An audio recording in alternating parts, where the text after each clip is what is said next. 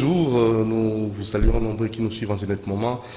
Nous allons recevoir pour vous Maître Oscar Moubiaï avec lui, c'est notre génie du jour, hein, donc on va échanger, il va nous donner des propositions concrètes pour un bon redécollage de notre pays. Vous savez, c'est pas facile, hein. Mais il y a aussi de ces génies qui travaillent dans cette optique-là, dans notre secteur. Nous avons Dr Athanase qui lui aussi essaie de tant soit peu pour nous aider à éradiquer quelques maladies par le plan naturel. Et nous allons croire que vous allez suivre cet extrait de ces petits reportages. Nous en revenons juste après pour recevoir notre invité principal, monsieur Oscar Moubiaï, notre génie du jour. C'est parti avec cette rubrique diététique.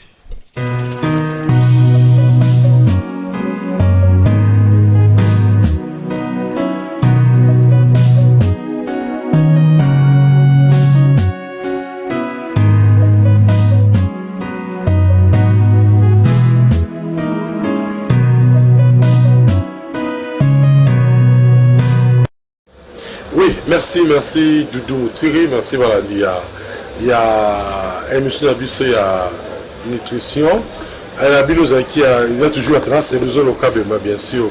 Alors je souhaite, la fois passée on a parlé du Kamouya avocat.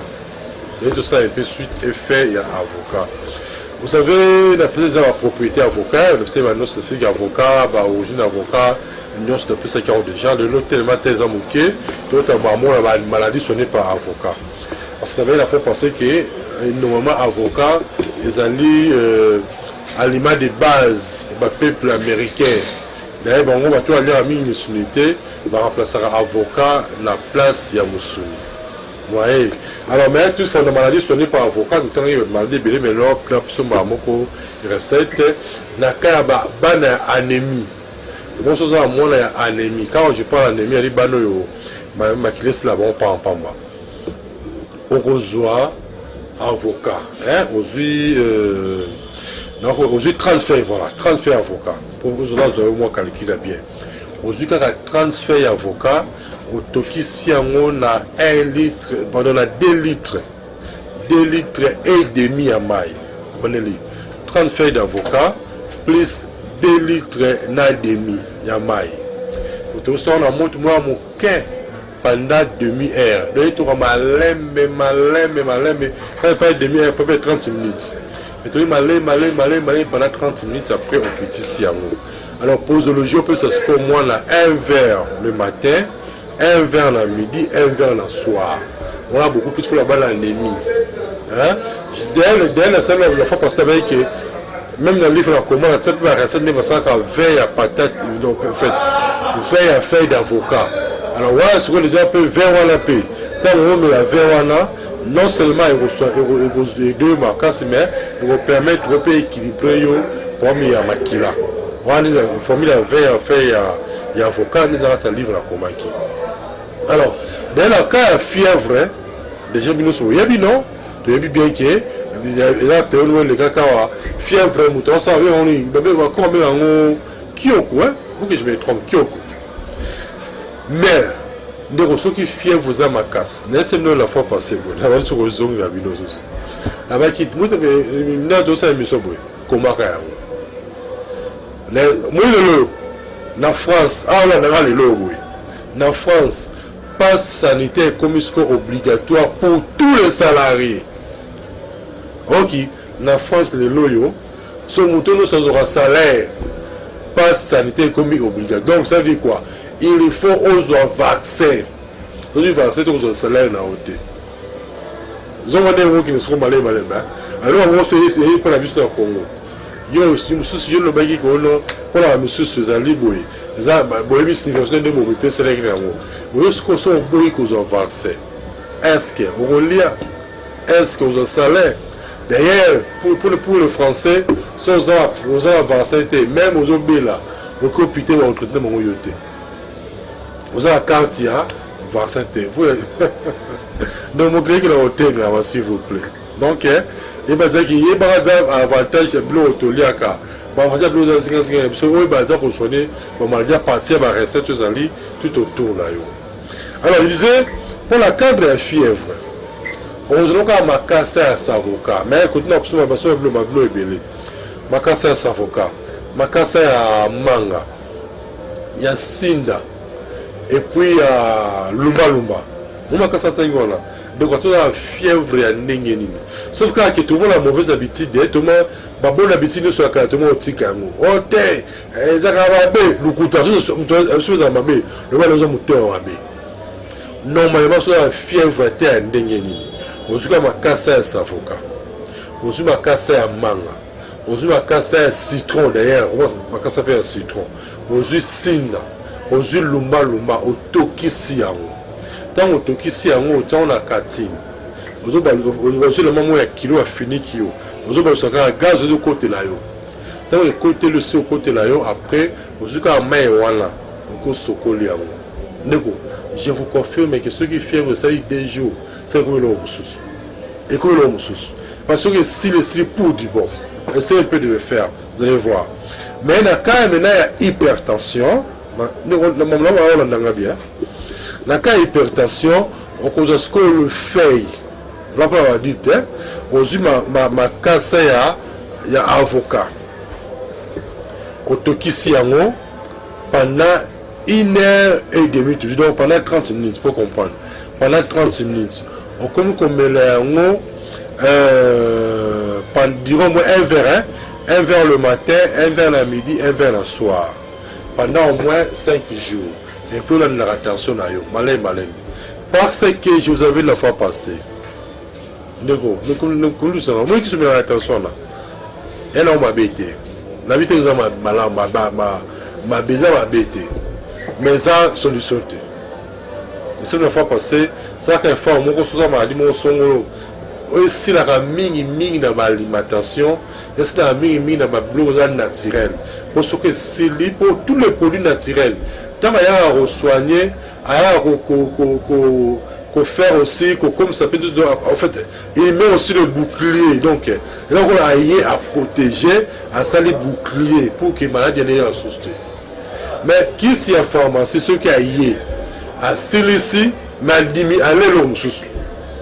Quand on a seul la fois passée que Moutunion somme là qui s'y a diabète, qui s'y a tension, au kita, au mata, et vous rendre unis, comme il y a trouble sexuel.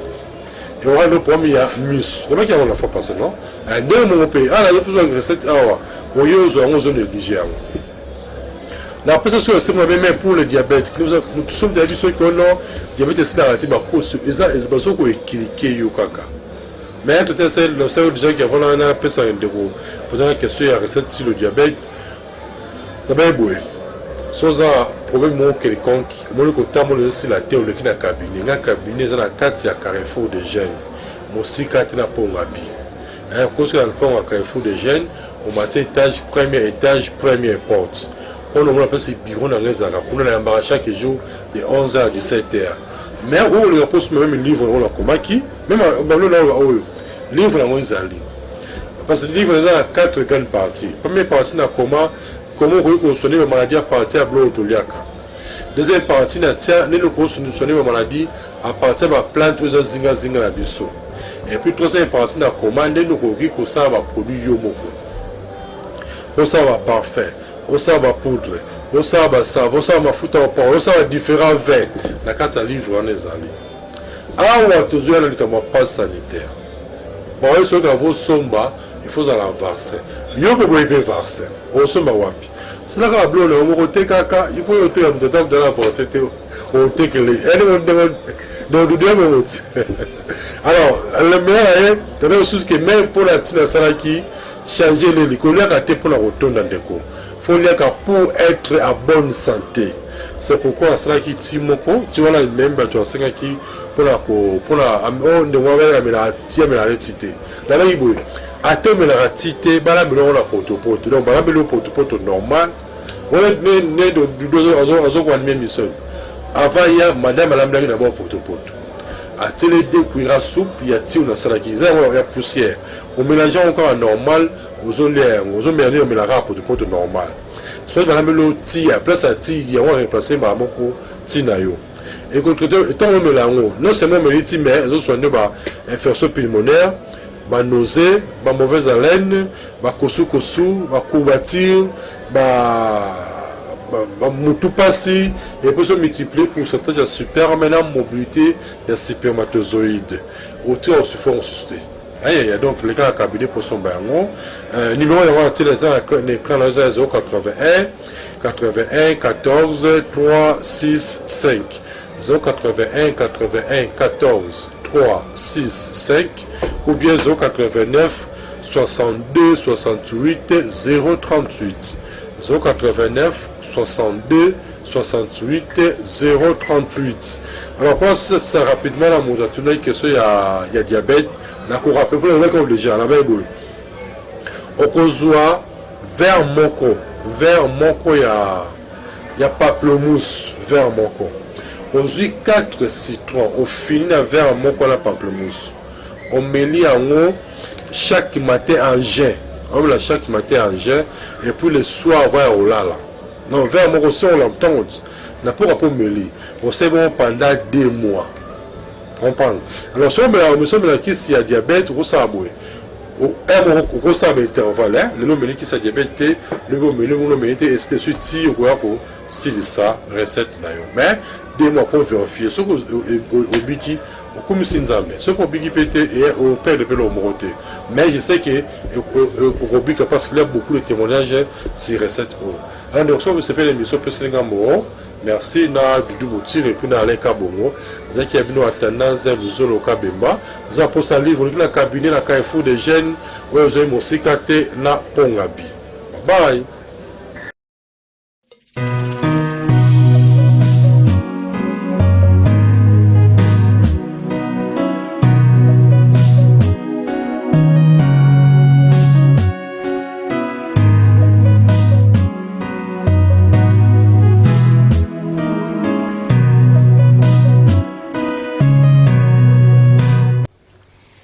Voilà, merci docteur Athanase pour votre apport et surtout votre contribution. Vous savez, nous devons tous travailler pour faire décoller et redécoller notre pays. Et vous faites déjà votre travail. Coup de chapeau à vous, docteur Athanase. Alors, on va recevoir notre génie du jour. Hein. Donc, c'est bel et bien maître Oscar Moubiaï avec notre invité. On va toujours revenir à notre thématique. Donc, voir un peu comment, après 61 ans, nous remarquons que notre pays semble ne pas marcher dans presque tous les secteurs. Alors, quelles sont comme ça les orientations, quelles sont comme ça les pistes de solutions sur le plan politique, économique, social et culturel? Alors, nous avons fait appel à maître Oscar Moubiaï, notre génie du jour. Bonjour, maître Oscar Moubiaï. Bonjour, monsieur le journaliste. Vous allez bien?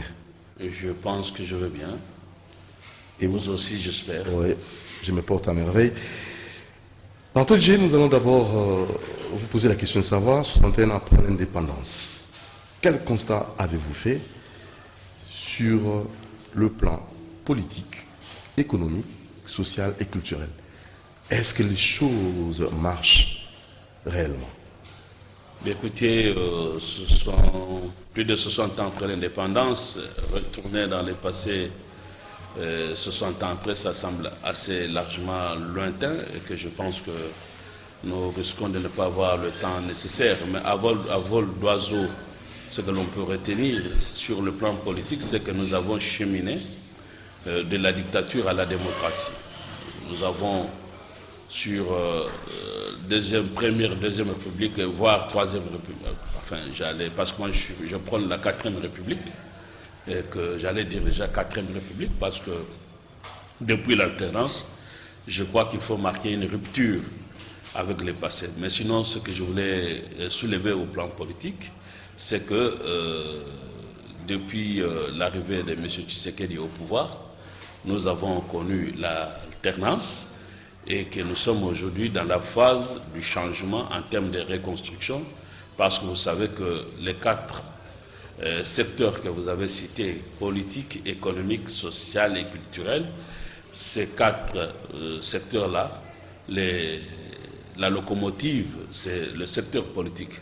Si la politique ne marche pas, rien ne marchera.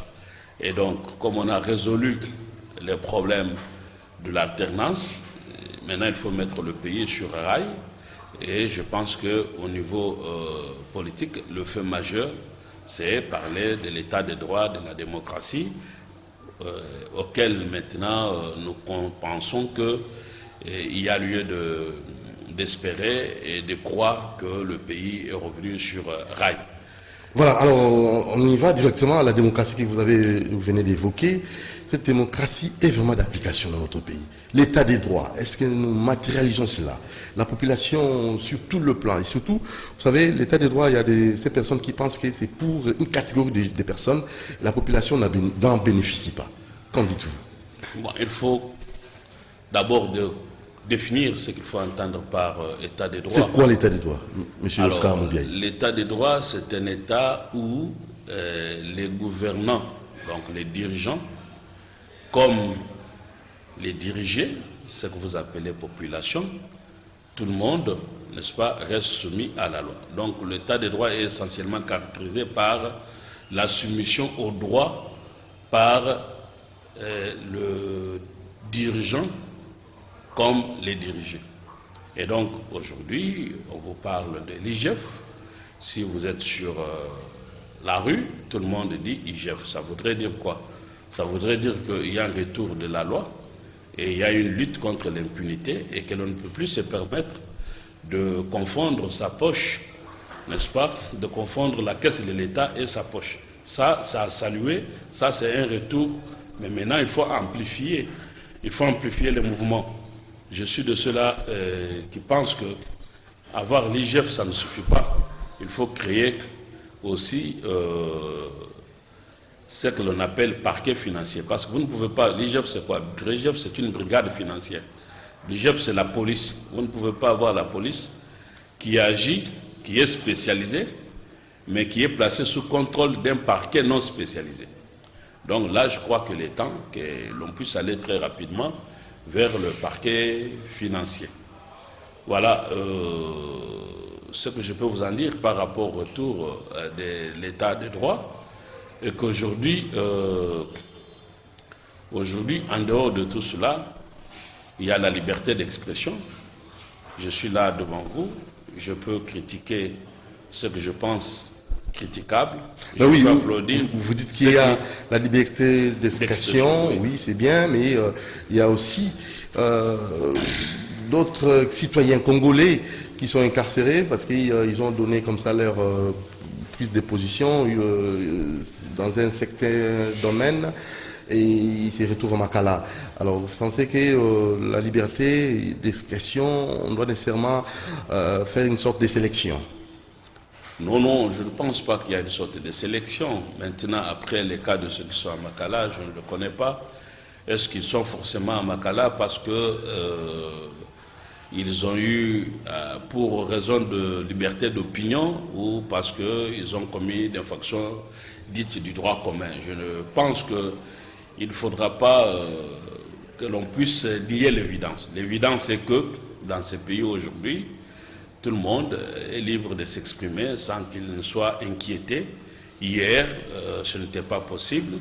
Si vous demandez, parce qu'on dit si vous voulez mesurer la température d'un État démocratique, il faut interroger le régime des libertés publiques. Et le régime des libertés publiques, aujourd'hui, quand vous allez sur la rue, je crois que peu connaissent qui est l'administrateur général de l'ANER aujourd'hui n'est pas connu. Hein? Tout le monde ne connaît pas. Les Kalev d'aujourd'hui n'est pas connu. Donc voilà, ça c'est vraiment un point. Ça sont des indices qui démontrent que nous sommes dans un état où il y a la liberté d'expression parce que hier, Kalev était connu. Pourquoi? Parce qu'il y avait la répression. Hier, vous aviez des cachots, des cellules de répression par rapport à la liberté d'opinion. Aujourd'hui, je crois que toutes ces cellules-là de torture, je pense que ça a été fermé et que aujourd'hui, chacun est libre de s'exprimer sans crainte. C'est ça la démocratie, être libre de s'exprimer sans crainte, être libre de critiquer Mais il ne faut pas faire maintenant une critique vaine. La critique, vous avez dit que qu'est-ce que nous pouvons faire pour développer notre pays. C'est pour ça que j'ai admis votre invitation. Génie Congo. Génie Congo. Je n'espère pas que je suis génie, mais je comprends que le génie, c'est dans le sens de créativité d'esprit pour, n'est-ce pas, booster, trouver des solutions. Impulser, oui. Voilà, pour comment apporter des solutions à une société. Le génie ne veut pas dire les gens-là qui se croient savants, des professeurs, comme j'entends dans ce pays, où on n'a que des savants. Et on a trop de savants, comme Mayenne disait, pays de professeurs, mais trop de savants, mais peu d'avancer. Mais 60 ans après, la plupart sont aussi, occupent des postes dans notre pays sur le plan politique. Oui. Les savants, les éminents professeurs que vous venez d'évoquer. Mais nous ne sentons pas vraiment un changement. Surtout leur, c'est pas, les côtés managériels pour changer un peu la donne. Ben, c'est ce que je suis en train de vous dire. Si on ne peut estimer qu'on est intelligent, on est savant que si on apporte des solutions à une société. Mais si on a une intelligence que l'on va dire vaine, ou à l'époque de Socrate, on parlait des sophistes. C'était des gens-là qui voulaient démontrer à la société qu'ils étaient des savants et ils passaient leur temps... Des impressionnistes. Des impressionnistes. Vous allez constater que dans notre pays, on a besoin de titres et que être appelé docteur, c'est devenu une passion parce qu'au-delà d'être ministre, l'on voudrait que l'on soit ministre-professeur, ministre-docteur. Et vous allez voir qu'il y a vague de politiciens qui cherchent, n'est-ce pas, à aller présenter leur thèse, ou d'ailleurs le jury les acclame au lieu de les interroger. Alors, donc tout ça, c'est quoi? On est à la recherche de pouvoir se sentir supérieur parmi les siens, se sentir d'une autre classe sociale, alors qu'on doit lutter contre cette tension forte.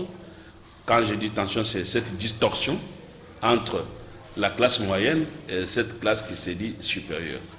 Il y a un philosophe qui disait qu'il y a de la honte à être seul riche parmi les pauvres. Et nous avons une petite poignée de riches dans notre pays et nous avons plein de pauvres. Il faut se battre pour qu'on puisse aplanir cette différence-là. Voilà, Monsieur Oscar, Maître Oscar Moubiaï, voilà, nous évoluons, vous savez, c'est les côtés politiques que nous abordons avec vous. Le secteur politique, vous venez là de nous démontrer noir sur blanc que l'état de droit est déjà d'application, la locomotive est déjà en marche, ça c'est bien bon, mais seulement l'entérinement de Denis Kandima, ça divise. Êtes-vous sûr et certain qu'il y a aussi la constitutionnalité et l'acte de cet entérinement respecte notre constitution? Non, ben écoutez, sans être professeur, ni encore moins, sans prendre moins de risques d'être qualifié de tambouriné, comme on le dit ici, ou turféraire, je suis de ceux qui pensent que l'entérinement de Kadima, à bien point de vue, est entaché de beaucoup d'irrégularités. Donc, en conséquence, si c'est ça qu'il faut appeler anticonstitutionnel, c'est anticonstitutionnel. Anticonstitutionnel à double niveau. Bon, Kadima, vous savez que la loi organique sur le fonctionnement de la CENI confie aux confessions religieuses une mission de désigner 2 membres, parmi lesquels le président de la CENI, dont aujourd'hui M. Kadima, qui a été entériné. Et dans la confession religieuse, il y a une plateforme dite plateforme de confession religieuse, qui sont à 8. Bon, il est répandu dans la société que Kadima aurait été désigné par les 6. Et comme tout le monde dit démocratie, l'on croit que la démocratie, c'est la loi de la majorité, oui. Ça, c'est ce qui est admis, c'est la loi de la majorité, mais on oublie que La démocratie, c'est aussi la protection de la minorité. Alors, pour que la majorité et minorité, tout le monde soit protégé, qu'est-ce qui protège? Seule la loi protège. Et donc, il faut qu'il y ait respect de loi. Et quand vous prenez la charte des confessions religieuses, celle-ci a été violée totalement en ses articles 16, 17 et 18. Qu'est dit l'article 16 de la confession, de la plateforme de confession religieuse? Cette plateforme de confession religieuse doit être convoquée pour des plénières, que ce soit ordinaire ou extraordinaire, par son président. En l'espèce, c'est le président, c'est Monseigneur Otembi, qui est président des plateformes de confession religieuse. Mais vous avez appris que ce n'était pas lui qui avait convoqué, mais plutôt les 6 confessions religieuses. Et là, nos savants viennent devant vous, mais au lieu de pouvoir se comporter en scientifique, ils se comportent beaucoup plus en combattant ou en partisan, parce qu'ils taisent la vérité. On va vous dire quoi? On va vous dire que on va vous dire que la plateforme est convoquée non seulement par le président, mais aussi par son vice-président, et s'il n'y a pas vice-président, par la majorité. Et donc, la majorité a convoqué, et donc on a respecté la loi. Pourtant, on oublie de souligner que pour que la majorité puisse convoquer, comme ça a été le cas pour Kalima, il faudra que le président soit empêché. Et là, il saute cette incise, et aujourd'hui, personne des 6 confessions religieuses ou des députés ou l'Assemblée nationale qui défend ou qui a entériné ce PV des 6 confessions religieuses ne peut apporter la preuve de l'empêchement de l'évêque Otembi. Première considération. Deuxième considération, à l'article 17, l'on dit que en cas de non-consensus, on passe au vote. Très bien. On viendra vous dire que non, il n'y a pas eu consensus, c'est pour ça qu'on est passé au vote. Très bien. Si l'on est passé au vote, qu'est-ce que signifie le vote? Ça signifie qu'il y a plusieurs candidats pour qu'il y ait vote. Mais il est de notoriété publique que l'on n'a vu personne aujourd'hui qui a été concurrent de M. Kalima au vote. On ne peut pas voter, on ne peut pas passer au vote avec un seul candidat. La réalité des choses, c'est qu'il y a d'autres candidats, notamment M. Paul Sapou par exemple, a vu sa candidature retenue délibérément par les 6 confessions religieuses. Voilà. Alors, M. Oscar, nous vous rappelons, vous suivez Génie Congo. Nous recevrons pour vous Maître Oscar Mobiaï avec notre génie du jour. Nous allons aborder les 4 secteurs pour essayer de voir à 60 ans après l'indépendance, qu'est-ce que nous pouvons faire pour que notre pays puisse redécoller et aussi les peuples avec tant de richesses que nous avons dans notre pays puissent en être bénéficiaires. Ça pose problème, donc ça pose problème, il faut nécessairement faire appel au génie. C'est ça même la raison de votre programme que vous aimez bien, Génie Congo. Nous avons mis ça à la disposition de tous les peuples congolais qui devront passer ici et donner leurs avis de considération pour changer en paix la marche de notre pays. Nous n'avons que la RD Congo comme pays. Nous ne pouvons pas nous comporter comme des étrangers. Il faut nécessairement, ensemble, nous puissions travailler pour changer les choses. Alors, M. Mobiaï, vous pensez que l'entérinement de M. Denis Kadima, excusez-moi, est inconstitutionnel? Pas seulement je le pense, mais je le prouve. Mais maintenant, il y a ceux qui viendront vous dire que ce n'est pas le cas, mais ils vont affirmer sans prouver. Donc, j'étais en train de vous dire que j'aimais quiconque a défi de nous dire qui a été le candidat malheureux au vote passé par les 6 confessions religieuses en faveur de M. Kadima. Mais outre cela, la même charte à son article 17 dit également que, en cas de vote, ce vote doit être transparent et il faut qu'il y ait d'observateurs qui ne votent pas mais qui doivent être là pour garantir la transparence du vote. Je mets quiconque à défi de venir nous dire qu'il a été observateur au vote de M. Kadima. Mais plus grave encore, et ce qui est plus essentiel par rapport à la charte, il y a l'article 18 de cette charte qui veut que seul le président de la plateforme soit celui qui engage celui-ci vis-à-vis des tiers. Mais c'est sur cette d'ailleurs raison essentielle que le président de la République, avec raison, avait refusé de prendre l'ordonnance pour l'investiture de M. Malonda. Donc, le PV qui a été entériné par l'Assemblée nationale n'avait pas été transmis au bureau de l'Assemblée nationale par son président qui est évêque Otembi. Ça, c'est par rapport à la plateforme. Mais par rapport à l'Assemblée nationale, un seul argument vaut.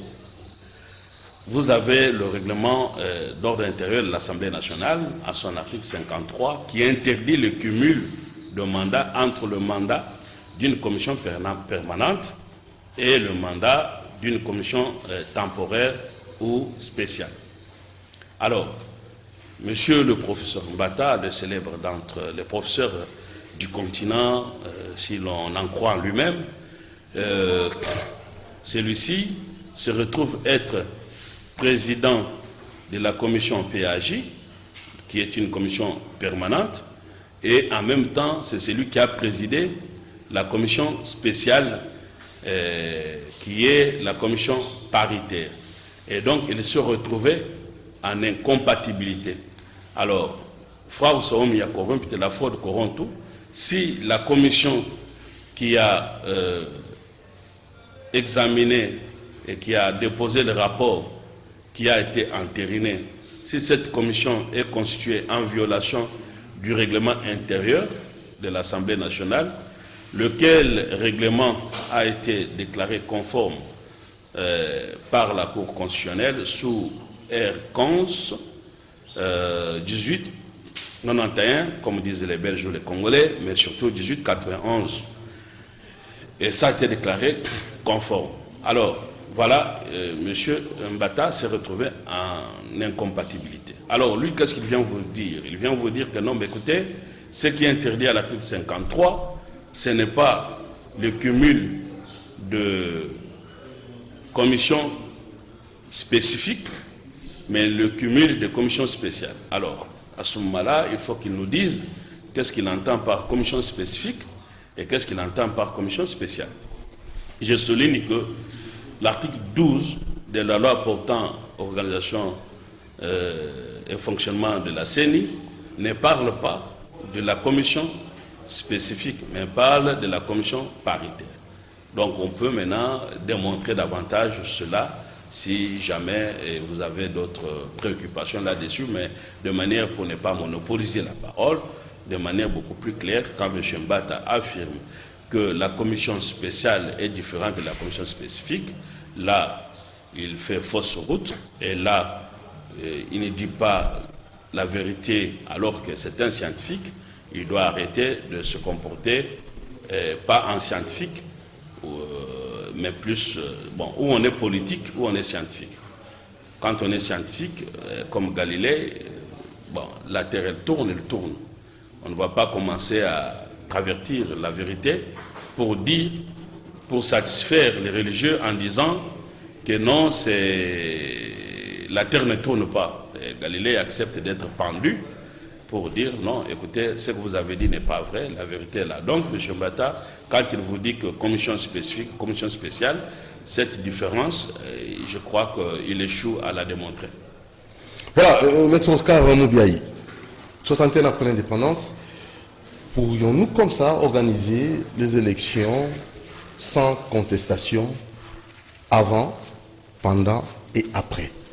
C'est possible, selon vous, en tant que génie du jour? Ben écoutez, écoutez, il faut pas, nous sommes sur terre, hein, nous ne sommes pas au paradis. Il ne faut pas rêver qu'on pourra avoir des élections qui ne peuvent pas être contestées.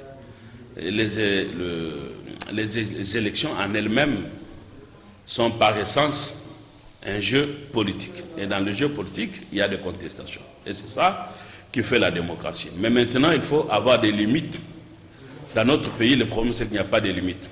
Donc, s'il y a contestation, il y a des juridictions qui sont prévues. Il y a des juridictions qui sont prévues pour trancher les contestations. En l'espèce, nous avons la Cour constitutionnelle. Vous pouvez aller contester, mais quand la Cour constitutionnelle a rendu son arrêt, on ne peut plus continuer à danser, chanter pour dire qu'on est président élu. Non, quand il y a déjà l'arrêt de la Cour, on cesse d'être président élu. Il n'y a qu'un seul président dans un pays. Mais nous sommes un pays curieux où on trouve qu'il y a 2 présidents, même si au lieu de s'incliner devant la loi, on continue à s'autoproclamer président. Ça, c'est ça qui, même aux États-Unis, vous avez suivi, Trump avait contesté, mais quand la Cour s'est prononcée, aujourd'hui on n'en parle plus de Trump. Donc voilà un peu par rapport à votre question. Contestation, il y en aura toujours, mais quel type de contestation? Il faudra qu'il y ait de juridictions indépendantes, en l'espèce la Cour constitutionnelle, mais aussi et surtout, il faut que nous ayons une CENI indépendante et transparente. C'est pour cela nous condamnons ce qui s'est passé avec l'Assemblée nationale qui a intériné, qui a mis en place un bureau dès le départ qui ne répond pas à la loi. Voilà, alors la justice, c'est le point que nous abordons. On va maintenant aborder le volet justice, parce qu'il y a l'IGF qui fait son travail 60 ans après l'indépendance. Vous pensez que les choses bougent, les lignes bougent?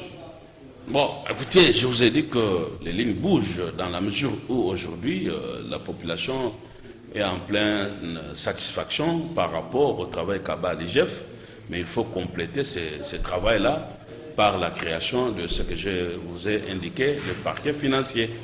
De ce côté-là, je crois que bravo. Alors, tout ça, c'est le capital à mettre à l'actif de Monsieur le Président de la République, qui, dans peu de temps, plus de 2 ans maintenant, on va dire, a su aujourd'hui mettre dans la tête des Congolais qu'il n'y a plus d'impunité, même si tout n'est pas encore totalement parfait, mais au moins c'est le cap qu'il a indiqué que plus jamais un dirigeant ne pourra confondre, n'est-ce pas, la caisse de l'État et sa poche. Ça, c'est ce que nous saluons, un état de droit. Mais attention, il ne faudra pas qu'on puisse venir gaspiller ou gâcher cet acquis nécessaire du président de la République dans son bilan, parce qu'avec Covid, il a eu peu de temps, je pense, à pouvoir se mettre réellement dans toutes les réformes. Mais il faut capitaliser ce que l'on peut appeler acquis du régime Tshisekedi. C'est le retour d'un état de droit, mais il ne faut pas venir assombrir ce bilan-là avec des violations comme nous venons d'y assister avec l'entérinement de M. Kadima. Il ne faut pas venir vraiment gâcher tout cet effort-là pour rien par rapport à M. Kadima. Nous pouvons aussi souligner la gratuité de l'enseignement. Là, c'est le volet social. La gratuité de l'enseignement aujourd'hui, c'est quelque chose en marche dans notre pays et que moi j'ai vu dans le pays où j'évolue actuellement en France, l'école est obligatoire à partir de 3 ans et que l'enseignement est gratuit et que eux, ils ont commencé ça depuis 1800. Mais aujourd'hui, nous, 60 ans après, vous m'avez posé la question, personne n'était venu mettre en application ce que d'ailleurs la Constitution dit, qu'il faut qu'il y ait gratuité de l'enseignement. Seul Tshisekedi est venu le faire. Maintenant, ce n'est pas évident avec une population de 60 millions d'habitants, 2 345 km² de superficie. Il n'est pas évident qu'à tout coin de la République, on puisse voir les écoles où les enfants vont gratuitement suivre l'enseignement. Mais comment y remédier, comment recadrer, comment orienter autrement cela pour vivre l'effectivité de cette gratuité de l'enseignement? Mais je pense que le président a des conseillers et qu'il est bien conseillé. Nous avons un ministre de l'éducation qui doivent être compétents pour pouvoir se pencher sur la question. Parce qu'il ne faut pas faire comme ce que les Romains appelaient jouer aux délices des capots. Vous savez, quand on a eu une victoire, au lieu de continuer, on s'endort sur on s'endort sur l'oreiller, ok? Non, il ne faut pas s'endormir sur l'oreiller parce que on doit continuer à travailler. Et je pense que pour cela, nous devons... Bon, nous sommes dans un pays où il n'y a pas de statistiques. Bon, on dit gratuité de l'enseignement. Combien d'élèves avons-nous? Il faudra qu'on sache cela. Et combien d'enfants ont l'âge de scolarité? Combien sont revenus? Il semble qu'ils sont revenus massivement. Nous sommes dans un pays où les parents, c'est ça qui est aussi très important, parce que tout se lie. Quand vous avez un enfant, ça voudrait dire que vous avez un parent. Mais le parent a-t-il un emploi? Et si le parent a un emploi, parce qu'il ne suffit pas seulement de dire que l'enfant est à l'école, mais il faut qu'il soit nourri, il faut qu'il ait les transports.